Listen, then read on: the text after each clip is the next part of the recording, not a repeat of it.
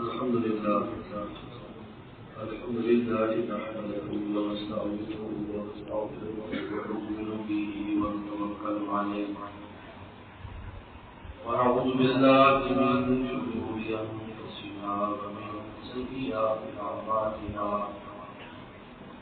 من يهده الله فلا مضل له ومن يضلل فلا هادي له ونشهد أن لا إله إلا الله وحده لا شريك له ونشهد أن سيدنا ونبينا وحبيبنا وشفيعنا ومولانا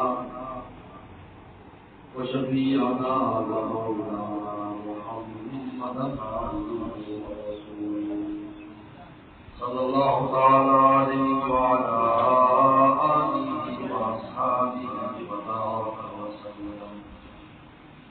أما بعد فأعوذ بالله من الشيطان الرجيم. بسم الله الرحمن الرحيم. إنا أنزلناه في ليلة القدر وما أدراك ما ليلة القدر. ليلة القدر خير من ألف شهر. قال النبي صلى الله عليه وسلم: من صام رمضان إيمانا واحتسابا غفر له ما تقدم من ذنبه ومن قام رمضان إيمانا واحتسابا غفر له ما تقدم من ذنبه أو كما قال عليه الصلاة والسلام. صدق الله وصدق رسوله النبي الكريم. بہت کمزور اور دوستوں، آج بڑے عرصے کے بعد آپ اس مسجد میں حاضر ہوئے ہیں. حاجی صدیق صاحب کا پیغام بچا تھا. 10 روزہ کی تعلیم اور نظیر صاحب کے گھر پر بھی اختتامی دعا مسجد رکھی ہے.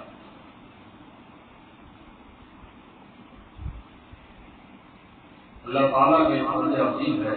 اللہ تعالیٰ نے پہلی امتوں پر بھی روزے رکھے تھے، ہم پر بھی روزے رکھے تھے،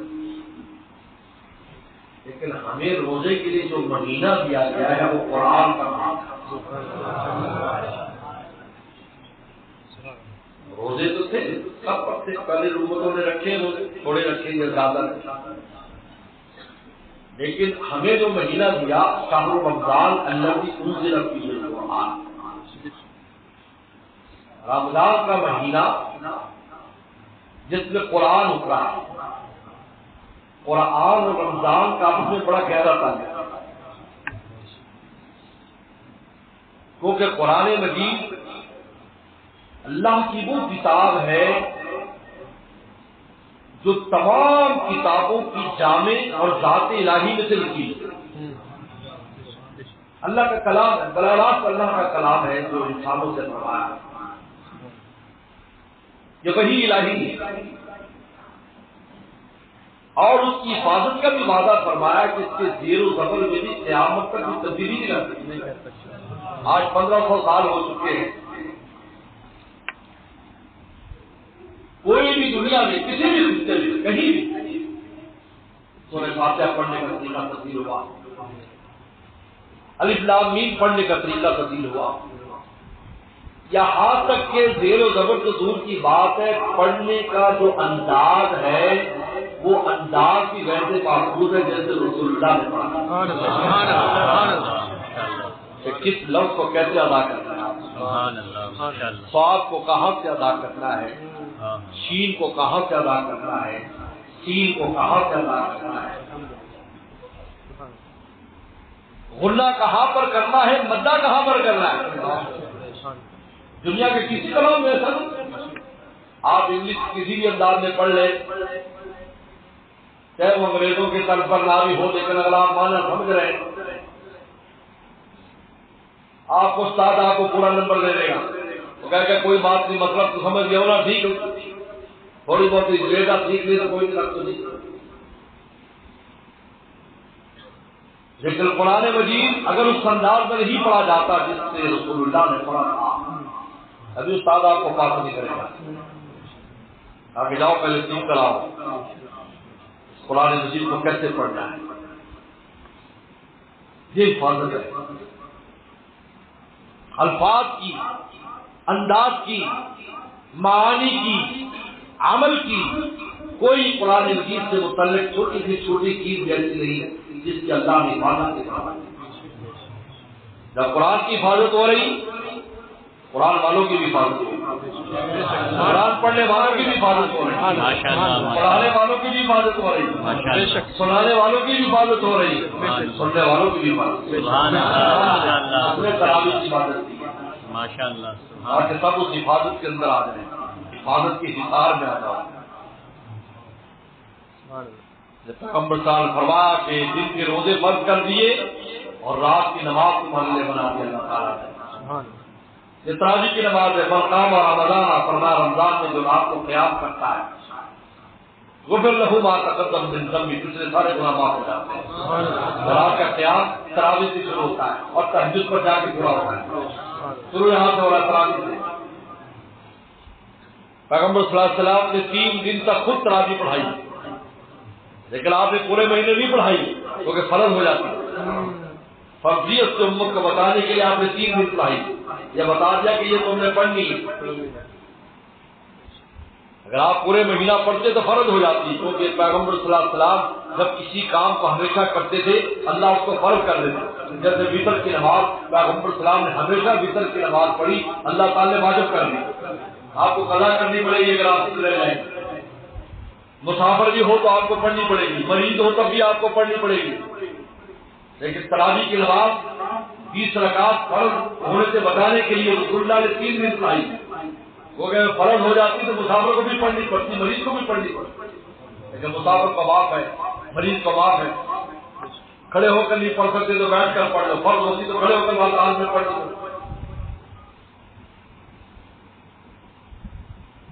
یہ رات کی نماز دے دی، تراویح کی نماز.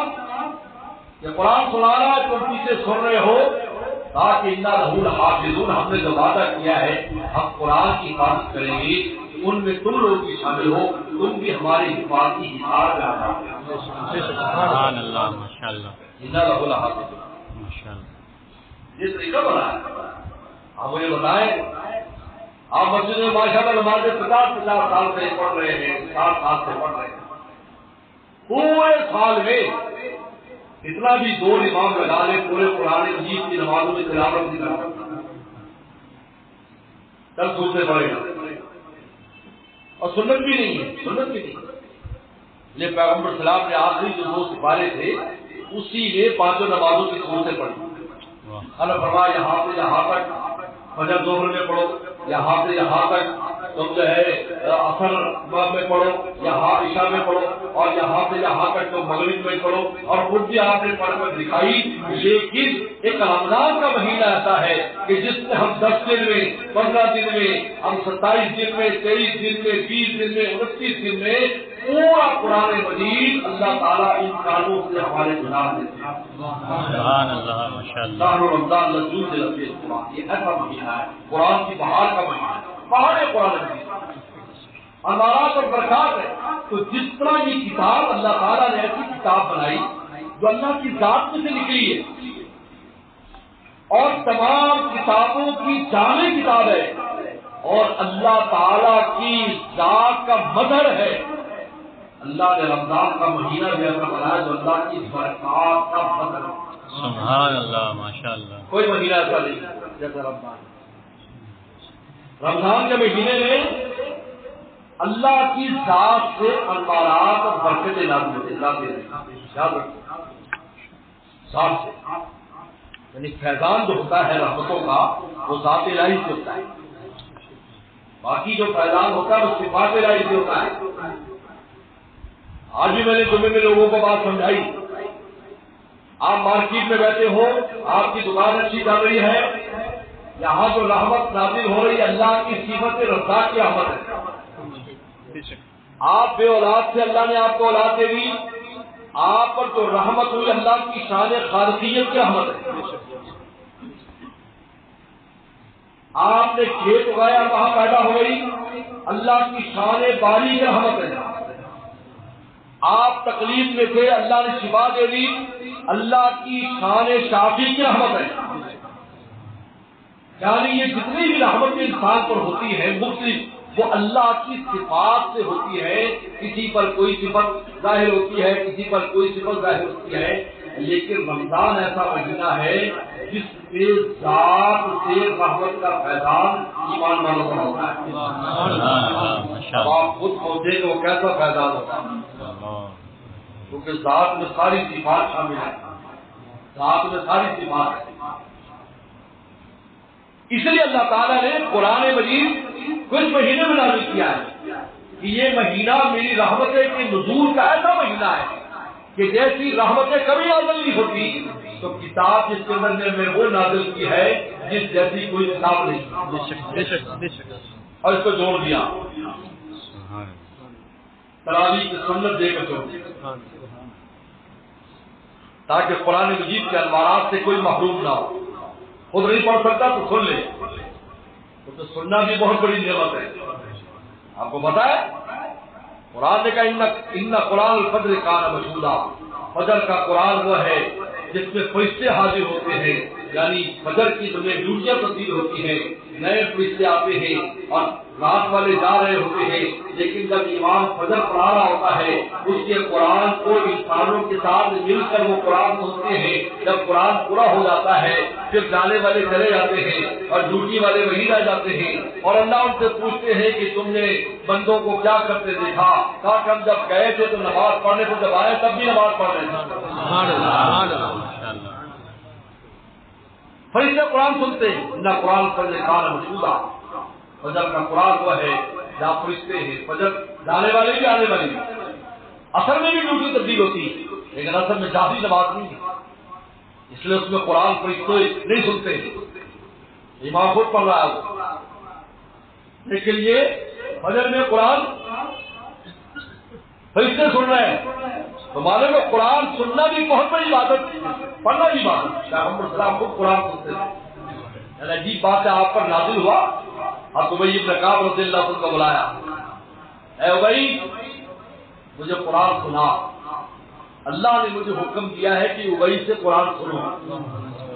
وہ رونے لگے، کہا کہ اللہ نے میرا نام لیا ہے، کہا میرا نام لیا ہے، قرآن مجید سنانا شروع کیا، رسول اللہ قرآن پڑھتے ہیں، آپ جہاں پر چاہتے ہو بیٹھے، اور فرمایا بس ابی بس۔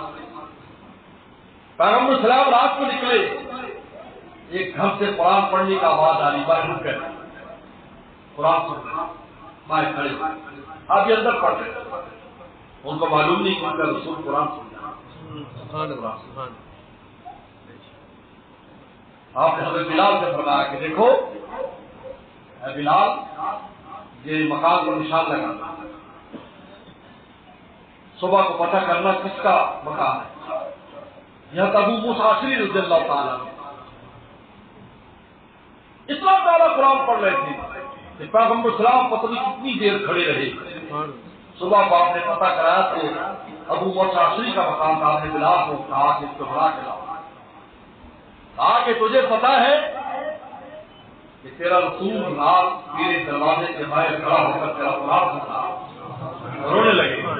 حضرت مجھے پتا ہوتا کہ آپ سن رہے ہیں، میں اور بھی خوبصورت بنا کر آپ سبحان اللہ۔ میرے دوستو، یہ اللہ تعالیٰ نے قرآن مجید کی نعمت اور رمضان میں یہ معمولی نہیں ہے، اس لیے علماء نے لکھا، مجدد الثانی فرماتے رحمۃ اللہ علیہ کہ رمضان کے روزہ فرض کر کے کہ جن کے وقت کھانے پینے اور ان چیزوں سے تم دور رہو تاکہ تمہارے اندر فرشتوں والی صفات آ جائے، جس طرح فرشتے نہ کھاتے ہیں نہ پیتے ہیں نہ شہوت کا کوئی کام کرتے ہیں، تم انسان ہو کر جب فرشتوں جیسی تم میں صفات پیدا ہو جائے گی اور پھر قرآن کی تم خود تلاوت کرو گے یا رات کو تراویح میں سنو گے تو قرآن مجید کے پوری برکتیں اور رحمتیں تمہاری روح جذب کر دیں۔ یہ روزہ اس لیے دیا ہے، یہ روزے کے اندر ہم میں صلاحیت پیدا ہوتی ہے، یاد رکھیں۔ وہ کہ ہم پورے سال میں علائشوں میں گندگیوں میں نفس اور شیطان کی گندگیوں میں ڈوبے رہتے ہیں، یہ روزہ دے دیا جس سے انسان کی روح جلدہ اور پاک ہوتی ہے، اس میں فرشتوں والی صفات پیدا ہوتی ہے۔ جب وہ نہ شیطان کو بند کر دیا، نفس کو قابو کرتا ہے، روزے میں کیا ہوتا ہے؟ نفس کمزور ہو جاتا ہے، وہ گناہ کا مطالبہ نہیں کرتا، بہت ہی بڑی خفیف طبیعت ہوگا اور بدنصیب ہوگا تو رمضان میں گناہ کرتا ہے، اور اگر وہ روزہ رکھتا ہے اور تراویح پڑھتا ہے تو اس کو گناہ کا خیال بھی نہیں آتا، اس کی روح اتنی پاک اور منور ہو جاتی ہے۔ جب روح منور ہو جاتی ہے اب اس میں قرآن مجید کا نور لینے کی صلاحیت پیدا ہو جاتی ہے، تو قرآن کی عبادت لگا دی کہ کثرت سے تلاوت کرو، زیادہ پڑھ۔ رمضان کی سب سے بڑی عبادت تلاوت قرآن ہے، کون سا وظیفہ کرے؟ تلاوت کرو، تلاوت سنو، رمضان میں رات کو تراویح میں سنو قرآن مجید، تمہارے کانوں سے جا رہا ہے، کانوں میں جو قرآن آ رہا ہے نا الفاظ، یہ عجیب بات ہے، یہ جو الفاظ ہوتے ہیں ان الفاظ کے اندر ایک ایک لفظ کا ایک حرف کے اندر اتنا نور ہے، اتنا نور ہے کہ اگر وہ حرف پہاڑ پر نازل کر دیتے تو پہاڑ پھٹ جاتا، اتنا نور ہے، ایک حرف ہمارے کانوں سے گزرتا ہے، یہاں سے جا رہا ہے، یہاں سے جا کر جب دل میں پہنچتا ہے تو پھٹتا ہے اور نور نکلتا ہے، پر دل منور ہوتا ہے۔ ایسے مومن کے دل کا نور اگر ظاہر کر دیا جائے نا دنیا میں، یہ 4 سورج ختم ہو جائے، یہ روشنی کچھ بھی نہیں، کچھ بھی نہیں، اتنا نور ہر مومن کو دیا ہوا ہے، یا کمزور بھی ہے یعنی 0 واٹ بھی ہے تو وہ بھی سورج کا مقابلہ کر سکتا ہے، کیونکہ اللہ کا نور ہے۔ یہ مخلوق تو ختم ہونے والی ہے، جب تو خوب نزول قدر، لیکن یہ نور وہ ہے، نور جسا بین ایدیہم بایمانہم، اللہ فرماتے ہیں قیامت کا ڈھیروں میں جہاں پر ذرا بھی نور نہیں ہوگا، مومن کا نور اس کے آگے اور دائیں کر رہا ہوگا، جس کو دیکھ دیکھ کر وہ پرسرات سے گزر کر جنت ہو جائے گا۔ کیسا نور ہے یہ؟ نور کہاں لے قرآن کا نور جمع ہو رہا ہے، تلاوت کا نور جمع ہو رہا ہے، روزے کا نور جمع ہو رہا ہے، یہ دل میں جمع ہو رہا ہے، لیکن اللہ نے دنیا میں ظاہر نہیں کیا، کیونکہ دار امتحان ہے، نتیجہ یہاں نہیں ہے، نتیجہ آخر میں، اگر یہاں ظاہر کر دیں گے وقت سے پہلے نتیجہ آؤٹ ہو جائے گا، نتیجہ وہاں پھر اس کی سزا اور جزا ملے گی۔ دنیا کو دال سزا نہیں بنایا، دنیا میں بھی ملتا ہے، اچھائی پر اچھائی ملتی، برائی پر برائی ملتی ہے، لیکن پورا بدلہ کی بدلے کے لیے قیامت رکھی ہے۔ علی کرم اللہ مجھے کسی نے پوچھا کہ قیامت کی کیا دلیل ہے؟ ہونے کے دنیا میں ہر ایک کو انصاف نہیں ملتا، لیکن ایسا ہونا چاہیے جہاں انصاف ملے، اسی کا دن قیامت۔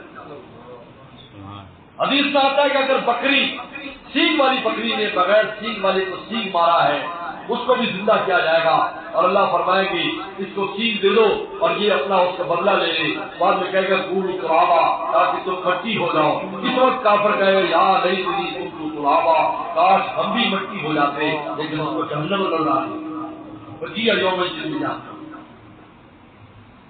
اب وہی دن قیامت کا ہے۔ اللہ نے دنیا دار جزا نہیں بنا، جہاں بھی دیتے ہیں برائی کرنے والے کو اس سے برائی کا بدلہ بھی نقد مل جاتا ہے وہ، لیکن یہ بہت تھوڑا سا ہے، بہت تھوڑا سا۔ قرآن مجید نے کہا کہ آل فرعون پر صبح شام آگ پیش کی جاتی ہے، صبح شام دنیا میں آگ پیش کی جاتی ہے، صبح شام آگ پیش کی جاتی ہے آل فرعون پر، لیکن قیامت ہوگی ادخلوا آل فرعون اشد العذاب، اب اس کو اور سخت ترین عذاب میں داخل کرو، حالانکہ دنیا میں بھی صبح شام آگ پیش کی جاتی ہے۔ ایک بزرگ نے اپنا مقاصدہ لکھا ہے کہ میں مصر میں احرام مصر کی طرف پھر رہا تھا، صبح کا وقت تھا تو میں نے عجیب دیکھا کہ پرندوں کی بہت بڑی جماعت سمندر میں چلی گئی، دریائے نیل میں چلی گئی۔ میں بڑا حیران ہوا کہ پرندے اپنا گویا میں نکلے نہیں اور سفید رنگ کے پرندے تھے، لیکن جب شام کو نکلے تو بالکل صاف تھے۔ میں نے پھر کسی سے پوچھا، انہوں نے بتایا کہ یہ آل فرعون کی روحیں لے کر جہنم کے طبقات میں جاتے ہیں، صبح اور شام پر آگ کوئی سوچتی ہے اور پھر تو واپس ہو جائے. اشد العذاب قیامت میں اشد عذاب ہوتا ہے. دنیا میں بھی مقامات ہوتا ہے، اچھائی کا بھلا بھی اچھائی نہیں کرتا، اچھائی کرتا ہے نہیں کرتا ہے، تو دنیا میں بھی اللہ ہوتا ہے. لیکن برا بھلا نہیں ہے، یہ تھوڑا سا ہے. لہم البشریٰ فی الحیاۃ، اللہ فرماتے ہیں یہ خوشخبری ہے ہماری طرف سے، جو تمہیں نیکی پر تھوڑی بہت ملے یہ خوشخبری ہے. اصل چیز تو ہم تمہیں آخرت میں. میرے دوستو، اللہ تعالیٰ کا فضل ہے، اللہ نے ہمیں قرآن مجید کی نعمت اور رمضان دونوں اکٹھے کر دیے تاکہ ہماری روح پورا پورا قرآن مجید کے الفاظ سے مستفید ہو. اب سب سے بڑا وظیفہ یہ ہے قرآن مجید کی تلاوت کرنا، قرآن سننا. ماشاء اللہ 10 دن میں آپ حضرات سے قرآن مکمل کر لیا، قاری یاسین صاحب نے قرآن سنایا ہے. خوش قسمت ہے آپ نے ہمت کی اس بات کی، اس لیے کہ رمضان میں ایک قرآن سننا پیغمبر اسلام کی سنت ہے. جبریل صلی اللہ علیہ وسلم سناتے تھے، رسول اللہ سنتے تھے، اور پھر پیغمبر اسلام پڑھتے تھے، جبریل اسلام سنتے تھے. اس لیے تراویح کی نماز جو ہے یہ رسول اللہ کی بھی سنت ہے، یعنی قرآن سننا رسول اللہ کی بھی سنت ہے اور جبریل اسلام کی بھی سنت ہے. پڑھنا بھی سنت ہے دونوں کی، اور سننا بھی سنت ہے دونوں کی. بہت بڑی نعمت. اور پھر رمضان کا مہینہ جس میں دل کے روزے رکھ رہے ہیں، رات کو قرآن پڑھ رہے ہیں. اس لیے میرے دوستوں بس کیونکہ عیدگاہ میں بھی بیان ہے، آپ رات سے میری یہی گزارش ہے قرآن مجید سے بہت گہرا اور قریبی تعلق پیدا کرو. ابھی 20 دن باقی ہے، ان 20 دنوں میں ہمیں چاہیے کہ قرآن سے دوری کو حضوری میں تبدیل کریں، اپنا وقت قرآن پر لگائیں. ایک تو مصیبت یہ ہے کہ ہمیں یہ پٹی ذیل میں نفس اور شہزاد سنا دیتے ہیں، پھر پر ٹائم نہیں ہے کہ تو سپارہ پڑھ سکے. آپ کو کس نے کہا سپارہ تلاوت کرو؟ پابندی لگی اس طرح سپارہ تلاوت کرو، جتنا پڑھ لو، ملاقات تو کرو قرآن سے. اس میں آتا ہے کہ ایک آدمی قبر سے اٹھے گا، گھبرایا ہوگا، ایک خوبصورت چہرے والا آئے گا جس کو دیکھ کر اس کی طبیعت خوش ہو جائے گی. وہ بھول جائے گا کہ قیامت کی ایسے عمل ناکی ہے. وہ پوچھے گا تو کون ہے؟ انہوں نے کہا میں قرآن. تو دنیا میں مجھ سے دوستی رکھتا تھا، میں دوستی نبھانے آیا. اس کی کیا تلاوت دوستی.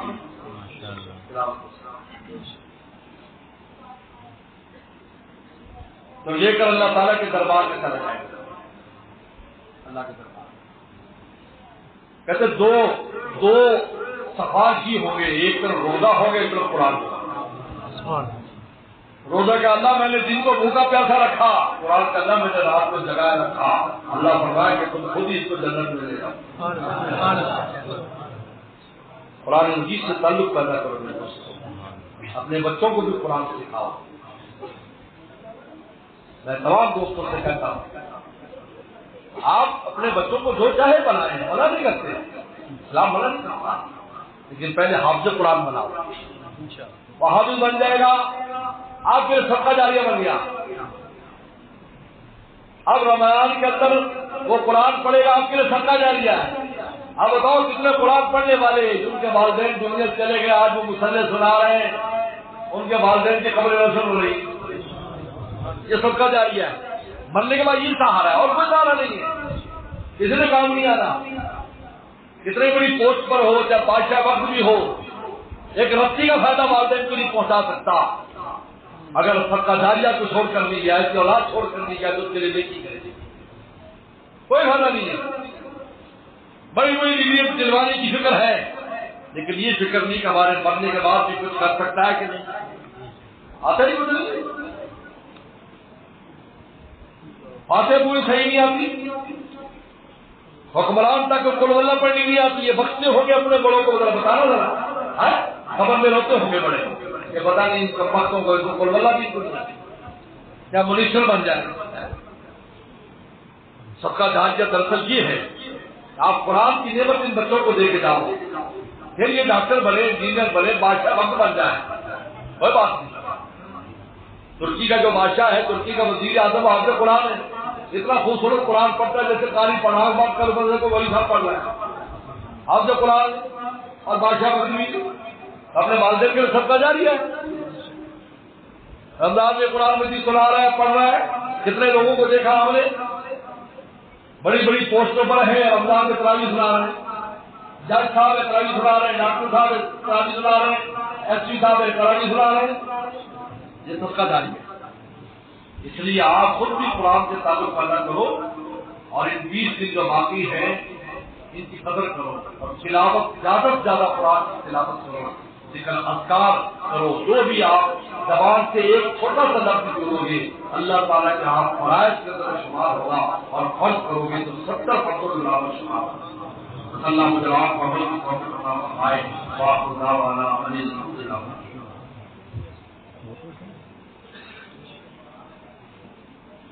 ایک حال ہے بچوں کے لیے اللہ تعالیٰ کو کامیاب فرمائے. ابھی تک میں شاد کی تھے اللهم لك الحمد كما صلى على محمد وقل بنا كما نسأل منك الصلاة والسلام. ربنا ظلمنا انفسنا وان لم تغفر لنا وترحمنا لنكونن من الخاسرين. آمين. تقبل دعوة وتقبل الطاعة والغنى. اللهم اهدنا في وطننا في الامور كلها واجعلنا من رزقنا ذات يا الله يا رب. ساری صاحب نے 10 دن میں قرآن میں مکمل کیا, اس کی اللہ قبول فرما. سننے والوں کا سننا قبول فرما. یا اللہ قیامت کے روز قرآن مجید کا ہمارا سفارشی فرما. یا اللہ ہمارا سفارشی فرما. دنیا میں اس کے ساتھ کاموں کے خاص نصیب فرما. آنا لیل آنا نہار تلاوت کی توفیق عطا فرما. یا اللہ ہر طرح کی آپ نصیب فرما, ہر طرح کی آپ نصیب فرما. اس رمضان کو پوری امت کے لیے خیر کا باعث فرما. اس عید کو پوری امت کے لیے خوشیوں کا باعث فرما. یا اللہ پوری امت مسلمہ کے حال پر رحم فرما, پاکستان کے حال پر رحم فرما. یا اللہ ہمارے حال پر رحم فرما. یا اللہ ہمارے والدین اساتذہ مشائخ قاری سب کی بھی حسابوں کو فرما. یا اللہ بیماروں کو شفا عطا فرما. پریشان دوست کی پریشانی کو دور فرما. ہماری رزق روزی میں برکتیں فرما. اللہ ہر طرح کی آمد یا اللہ اس مسجد میں بھی جو قرآن مجید پڑھا جا رہا ہے اللہ یہاں بھی سنانے والے سننے والوں کو برکتیں نصیب فرما. ہماری زندگی صاحب کو خوب صحت عافیت نصیب فرما. اس مسجد کو بھی خوب آباد اور شاد فرما. ہمارے شہر کو آباد اور شاد فرما. ہمارے یہاں دینی مدارس مساجد خانقاہیں دینی مراکز سب کو آباد اور شاد فرما. اللہ ہر روز کی جو بھی حالت ہے اپنے خزانوں سے ہماری حاجات کو مولانا جو ایک صاحب نے گھر پر انتظام کیا تھا ان کے گھر میں بھی ہر طرح کی خیر و برکت عطا فرما. ہر طرح خیر و برکت عطا فرما. اس سال کو اور ان کی والدہ اور ہمارے دوست حج پر جانا چاہتے ہیں اور دوستوں نے حج کے لیے فارم جمع کرائے ہیں. یا اللہ سب کی اللہ حج میں قرآن اندازی میں قبول فرما اور اس سال کے اندر حج فرما. ہمارے مقدر میں بھی اللہ حج فرما. یا اللہ ہماری دعا کو قبول فرما. ربنا تقبل منا انك صلی اللہ علیہ محمد السلام علیکم.